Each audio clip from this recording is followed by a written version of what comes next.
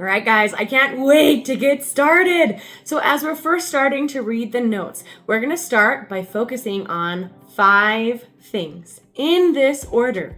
Learning about the treble clef, a staff, time signature, the lines, and the spaces. Let's take a look at what those mean. This handout that you see is one that you have access to as well, but is where we're going to start our learning about how to read notes. I mentioned 5 things that we're going to be paying attention to. Treble clef, the staff, the time signature, the lines, and the spaces. Let's dive into those a little bit more. First, let's start with the treble clef. This beautiful swirly sign is called a treble clef. And a clef is what determines and dictates what the notes that we're going to be reading mean. Different instruments play in different clefs, but violin always plays in something called treble clef. What that means is that when you see notes in just a moment on the staff, each of those notes means something because we are playing in treble clef. Some other common clefs are bass clef and alto clef. We're not going to be playing in those clefs because we're violinists. We're going to be playing in treble clef. But when you see a bass or alto clef, the notes that follow it actually mean different things than if those notes follow a treble clef. For now, just know that this is a treble clef. This is like the language we play in as violinists. A different way to think of and understand the idea of a clef is to think of different languages. Let's take, for example, English, Spanish, and Russian. If I were to take the letter N in English, I would say N. But if I were to say the Spanish alphabet, the letter N would be pronounced N. Now in Russian, that might be something entirely different. The letters and what they mean and how they're pronounced are determined by the language that they're in. Same thing with our clefs. Now let's talk about our staff. The staff of music mean these 5 lines that you see here. These are called a musical staff. There's no correlation between these lines and the strings on your violin. So this line, for example, does not correlate or represent a specific string. The staff is just where our different note heads live. A note head is something like this, where you see a little circle that represents a note. The staff is where our notes live and consists of 5 lines, 1, 2, 3, 4, 5, and 4 spaces.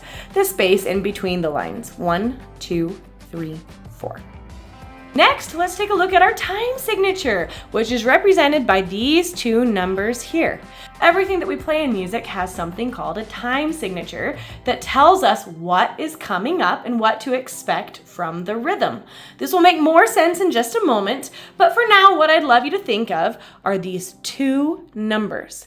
Whatever number is on top represents how many beats are in a measure. Again, if you're like, but wait, Nicole, what's a measure? We're going to be discussing this more in just a moment. So because this is a number 4, this tells us there are going to be 4 beats in every measure. I'd like you to think of this bottom number kind of like a fraction. Instead of having 4 over 4, imagine that there is a 1 over that 4. 1 over 4 is another way of saying a fourth of something or a quarter of something. A fourth and a quarter are equal. They mean the same thing. What this tells us is that there are going to be 4 quarter note beats in every measure. Again, this will make a little bit more sense as soon as we start to talk about the rhythm in just a moment. Now let's head down to the bottom, my favorite part, where we get to learn and talk about the lines versus the spaces. Every note that we play can either live on a line or a space. Now, the notes that are represented here are some of the basic first ones that we're going to be playing and learning, but there are notes that live above this F that you see here and down below the lines as well. For now, let's start with the lines. If a note lives on a line, that means that it crosses on top of the line like these ones do. Every time a note is seen on that line in this position, that note is a very specific note. And a great way to remember what the names of these notes are is using this little phrase down below. Every good boy deserves fudge. E for every, G for good, B for boy, D for deserves, F for fudge. Every good boy deserves fudge. E, G, B, D, F. Anytime we see a note on this bottom line, that's going to be an E. Anytime we see a note on this second line from the bottom, that's going to be a G, and so forth from there.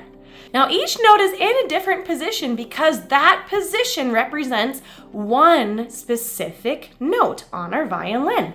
The lower our note heads are on our staff, the lower they are on our violin.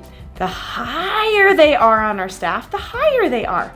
So, for example, this E would actually be our first finger on the D string, a relatively low note. But this F would be our first finger on the E string, a higher note. So the lower those notes are on our staff, the lower they are on our violin. And as they get higher, they're in a higher position on our violin or on a higher string, making a higher pitch. Let's move on now to the spaces. Spaces I like to remember because spaces spell the word face, F-A-C-E. I also remember that space rhymes with face, F-A-C-E. So a space, as a reminder, is the area in between the lines. If a note lives on this bottom space, this is our F. If it lives on the second space from the bottom, we call this our A, our C, and our E. Again, just like we talked about with the lines, the lower our note is on our staff, the lower it's going to be on our violin. So this F is the second finger on the D string. Now, extra points if you've been paying attention and you say, wait a second, Nicole, on this page, I'm a little confused. I see 2 E's and 2 F's. What is going on? And if you notice this, you are completely right. Here's an E and here's an E. Oh, here's an F and here's an F. They're the same letters, the same pitches, but in different spots. Oh my gosh, why? Our musical alphabet is unbelievably repetitive. As opposed to the English alphabet that has 26 letters, our musical alphabet is a little bit different. It goes A, B, C, D, E, F, G, back to A again.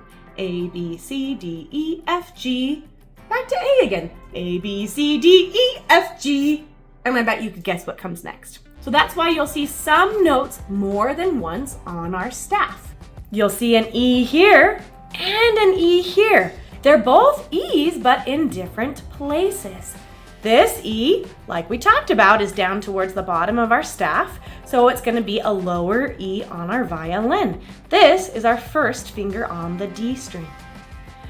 This E is higher on our staff, so this is a higher E on our violin.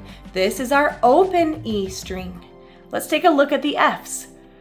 This F is quite high up on our staff because it's the first finger on the E string, quite a high pitch on a higher sounding string.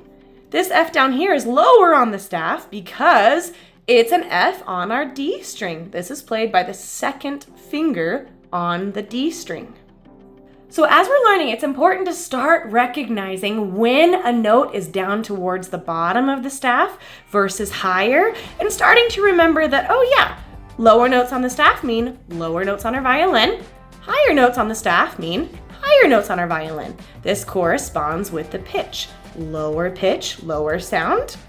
Higher pitch, higher sound.